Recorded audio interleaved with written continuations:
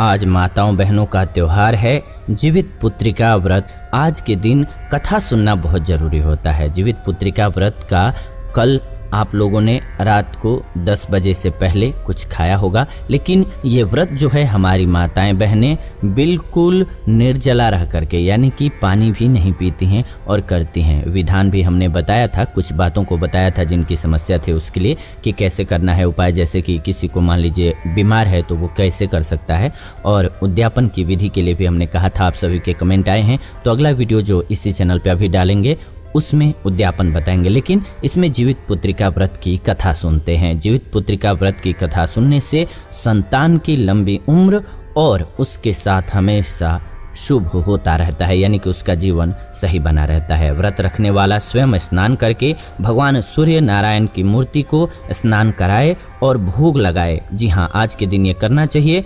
इसके बाद आचमन करा करके धूप दीप से आरती उतारिए उनकी। इसके बाद भोग को प्रसाद के रूप में बांट दीजिए। इस दिन बाजरा और चने से बने हुए पदार्थ भोग में लगा लीजिए। इसके बाद काटे हुए फल और शाक इत्यादि नहीं खाना है आपको, और ना ही इसको काटना है। यह व्रत अश्विन मास के कृष्ण पक्ष के अष्टमी तिथि को किया जाता है, जो कि आज है। इस दिन सूर्य नारायण की पूजा करनी चाहिए आपको। सूर्य देवता की पूजा कर लीजिएगा। उगते सूर्य को कर चुके होंगे आप, डूबते सूर्य को भी कीजिएगा। इस व्रत को करने से जिनके पुत्र तो होते हैं परंतु जीवित न रहते हों, जीवित रहने लगते हैं इसको करने से। साथ ही साथ मृत वत्सा यानी कि बच्चों का मरण दोष दूर हो जाता है, मरण दोष नहीं लगता है। तो इस व्रत की कथा क्या है? एक समय जब भगवान कृष्ण द्वारिकापुरी में निवास कर रहे थे, उस समय करते थे, रहते थे वो वहां पर। उस समय एक ब्राह्मण भी द्वारिका में रहते थे। उसके 7 पुत्र काल के गाल में बचपन में जा चुके थे, यानी कि उन ब्राह्मण के जो 7 पुत्र थे वो बचपन में ही सब मर जाते थे। इस दशा को देख करके वह ब्राह्मण बहुत दुखी थे। एक दिन भगवान कृष्ण के पास गए और कहने लगे, हे भगवान, आपके राज्य में आपकी कृपा से मेरे 7 पुत्र हुए पर जीवित कोई नहीं रहा। क्या कारण है? आप मुझे कृपया कारण बताएं। यदि आप अपने राज्य में दुखी देखना नहीं चाहते हैं किसी को, तो कोई उपाय जरूर हमें बताइए। जो भी उपाय होगा मैं करूंगा। तब भगवान बोले, हे ब्राह्मण सुनिए, इस बार आपके जो पुत्र होगा उसकी उम्र 3 वर्ष की है। उसकी उम्र बढ़ाने के लिए आप भगवान सूर्य नारायण की पूजा कीजिए। जीवित पुत्रिका व्रत को आप कीजिए, इससे जीवन में कष्ट नहीं आएगा और आपका बच्चा जीवित रहेगा, आपके पुत्र की आयु बढ़ेगी। ब्राह्मण ने वैसा ही किया। जब वह सब परिवार हाथ जोड़ करके और खड़े होकर के इस प्रकार से विनती कर रहे थे, सूर्यदेव विनती सुनो, पाऊं दुख अपार, उम्र बढ़ाओ पुत्र की, कहता बारंबार। इस प्रकार से विनती करने से सूर्यदेव प्रसन्न हो गए और अपने गले से एक माला ब्राह्मण पुत्र के गले में डाल दी और आगे चले गए। थोड़ी ही देर में यमराज उस ब्राह्मण पुत्र के प्राण लेने के लिए आए। यमराज को देख करके ब्राह्मण और ब्राह्मणी कृष्ण जी को झूठा कहने लगे। भगवान श्री कृष्ण अपना अनादर समझ करके तुरंत सुदर्शन चक्र लेकर के आ गए और बोले, इस माला को यमराज के ऊपर डाल दो। इतना कहते ही ब्राह्मण उस माला को उठाने लगे कि यमराज डर से भाग गए, पर वहां यमराज की छाया रह गई। उस फूल की माला को छाया के ऊपर फेंक दिया, जिसके फलस्वरूप वह छाया शनि के रूप में आकर के भगवान कृष्ण की प्रार्थना करने लग गई। भगवान कृष्ण को शनि के ऊपर दया आ गई और पीपल के वृक्ष पर रहने के लिए उनको कह दिया। तब से शनि की छाया पीपल के वृक्ष पर निवास करने लगी। इस प्रकार से भगवान कृष्ण ने, यानी कि भगवान श्री कृष्ण ने उस ब्राह्मण के पुत्र की उम्र बढ़ा दी।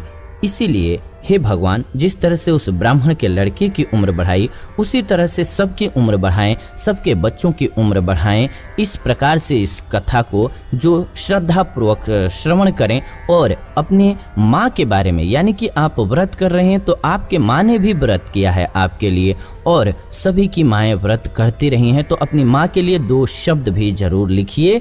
इससे माँ के मन को भी कहीं न कहीं प्रसन्नता होगी, और माँ प्रसन्न है तो आपके लिए इतने सारे व्रत करते हैं, ये निर्जला कठिन तप वाला व्रत करते हैं, जिससे कि आपकी उम्र की रक्षा हो सके, आपके स्वास्थ्य की रक्षा हो सके, आप जीवित रहें, ज़्यादा दिनों तक स्वस्थ रह करके जीवित रहें। इस व्रत को सुनने से जीवन की मुश्किलें दूर होती हैं, खास करके पुत्र की और पुत्री की जो समस्या है, जीवन मरण की जो समस्या है, पुत्र पुत्री के रोग इत्यादि की जो समस्या है वो दूर होती है। इसमें सूर्य देव को जल जरूर देना चाहिए। सुबह सुबह आज जल दिए होंगे आप, कल भी सुबह सुबह स्नान इत्यादि करने के बाद जल जरूर दीजिएगा। और इसके अलावा कल सूर्योदय के बाद ही जल देने के बाद आप पारना कर सकते हैं। और पारना कब तक कर सकते हैं? 12 बजे से पहले आपको कर लेना है। ये बहुत ही शुभ होता है, बहुत ही पावन व्रत है। आप किस प्रकार से मनाते हैं, आपके यहाँ कैसे मनाया जाता है, कमेंट करके जरूर बताइए। और आप अपने बच्चे की उम्र चाहते हैं कि लंबी हो, उसका स्वास्थ्य अच्छा हो, उसके जीवन में तरक्की हो, उसको पैसे रुपए की कभी दिक्कत न हो, किसी प्रकार की परेशानी न हो, शत्रु का भय न हो, तो इसके लिए ये त्योहार यानी कि व्रत किया जाता है जितिया का। और जितिया का पर्व जो है बहुत पावन होता है। माताएं अपने बच्चों के लिए ये पर्व मनाती हैं, यानी कि 3 दिन का कठिन उपवास कहें तो एक तरीके से करते हैं। ये कठिन व्रत होता है, छठ व्रत की तरह ही 3 दिन तक ये व्रत चलता है, जिसमें 2 दिन निर्जला उपवास का होता है। बहुत ही कठिन व्रत है, लेकिन माताएं अपने बच्चों के लिए करती हैं। तो सबसे पहले तो उन माओं को नमस्ते चरण स्पर्श। कमेंट में आप माँ एक बार जरूर लिख दीजिए, क्योंकि सबकी, चाहे 80 साल की हों आप, चाहे 10 साल के, सबकी माँ तो होती है। तो माँ को याद करते हुए एक बार माँ लिखिए। चलिए इस वीडियो में थोड़ा सा आपको पहले बताएंगे कि आखिर जो है क्या है इस व्रत का नियम, संक्षेप में बताएंगे। फिर आपको इसकी मुख्य कथा सुनाएंगे। इस कथा को ही श्रवण जो करता है, जो कथा को इसको सुनता है ध्यान से और मन आत्मा से इसको आत्मसात करता है, फिर अंत में एक संकल्प बताएंगे करता है, तो जीवन में बच्चे के कभी दिक्कत नहीं आती। उसके बच्चे हमेशा ही खुशहाल रहते हैं और तरक्की करते हैं। तो ये कथा बहुत ही पावन है, अंत तक जरूर सुनिएगा। नमस्कार, आप देख रहे हैं हिंदू देवी देवताओं का चैनल जीवन जीने की कला स्पिरिचुअल। सबसे पहले बात करते हैं जितिया व्रत के पहले दिन की। तो जितिया व्रत का जो पहला दिन होता है, उस दिन महिलाएं जो हैं वो स्नान ध्यान करती हैं, सूर्योदय से पहले ही जग जाती हैं, स्नान ध्यान करती हैं, पूजा पाठ करती हैं, इसके बाद भोजन ग्रहण कर लेती हैं। उसके बाद जो है पूरे दिन निर्जला व्रत रखती हैं, यानी कि पूरे दिन तक अपने बच्चे के लिए पानी तक नहीं पीती हैं। इसके बाद आता है दूसरा दिन। दूसरे दिन सुबह सवेरे स्नान करने के बाद माताएं बहनें पूजा पाठ करती हैं और फिर दूसरे दिन निर्जला व्रत रखती हैं, यानी कि इस दिन कुछ नहीं खाती हैं, पूजा पाठ करती हैं और पूरे दिन का व्रत करती हैं। समझिए बहुत मुश्किल व्रत इसीलिए हो जाता है। अच्छा, इसके बाद तीसरा दिन जब आता है तो तीसरे दिन भी डायरेक्ट नहीं खाना होता है। पहले स्नान ध्यान, इसके बाद सूर्य देव जब उगते हैं तो उनको जल देती हैं। जल देने के बाद आपको यहीं पर उपाय भी करना है। जब जल दें तो आप चूंकि 2 दिन के फास्ट के बाद शुद्ध हो चुके हैं, आपका मन जो है तैयार हो चुका है, आपका ईश्वर से कनेक्टिविटी बन चुकी है, उस समय पर मन में अपने बच्चे के लिए शुभ कामना और संकल्प के साथ मांगिए कि हे प्रभु, हे माते, हे ईश्वर, हे सूर्यदेव, मेरे जीवन में जो भी परेशानी है दूर करें, मेरे बच्चे को हमेशा खुशहाल रखें, मेरा बच्चा जो है जीवन में तरक्की करे, बड़ों का मान करे, आदर करे, सम्मान करे और जीवन में खुशियाँ प्राप्त करे, तरक्की प्राप्त करे, आरोग्य प्राप्त करे, स्वस्थ रहे। आप ओम सूर्याय नमः, ओम सूर्याय नमः इस मंत्र का 11 बार मन में जाप करें। इस मंत्र को 11 बार मन में जरूर बोलें। इसके बाद आप चाहें तो पारण करें। इसके बाद पारण करना होता है सूर्योदय को जल देने के बाद। अब खाना क्या होता है इस दिन? तो झोर भात, मरुआ की रोटी, नूनी का साग यही खाया जाता है। अष्टमी को प्रदोष काल में महिलाएं जो हैं जीमूत वाहन की पूजा करती हैं, तो वो करना चाहिए। जीमूत वाहन की पूजा करने के लिए आप कुशा ले आइए और कुश से बने हुए प्रतिमा को ही आप धूप दीप अक्षत पुष्प सब चढ़ा करके पूजा कीजिए। इसके साथ ही मिट्टी और गाय के गोबर से आपको सियारिन और चील की प्रतिमा बनानी है। अब चलिए सियारिन और चील का चूंकि जिक्र आया तो आपको कथा श्रवण करा देते हैं। ये कथा ही सुनना है सबसे इम्पोर्टेंट। इस कथा को मन और ध्यान से जब आप सुनते हैं तो आपके बच्चे की तरक्की कोई रोक ही नहीं पाता है, उसका स्वास्थ्य हमेशा अच्छा रखता है। तो एक बार मन में सबसे पहले तो आप जितने भी साल के हैं माँ को याद कीजिए, माँ का चेहरा सामने लाइए, स्माइल आपके चेहरे पर खुद ब खुद आ जाएगी। माँ की सबसे खूबसूरत बात आपको कौन सी लगती है, अच्छी बात कमेंट में लिख दीजिए, नहीं तो केवल माँ लिख दीजिए, इतना भी काफ़ी है। चलिए आगे बढ़ते हैं, कथा सुनते हैं चील और सियारिन की। चील और सियारिन एक समय पर दोनों ही साथ रहते थे, दोस्त थे। हुआ क्या, कुछ माताएं बहनें जितिया का पर्व कर रही थीं, तो इन दोनों ने देखा कि ये क्या कर रही हैं। फिर इन्होंने सोचा कि ये कर रही हैं तो ज़रूर कुछ मतलब होगा, हम भी करके देखते हैं।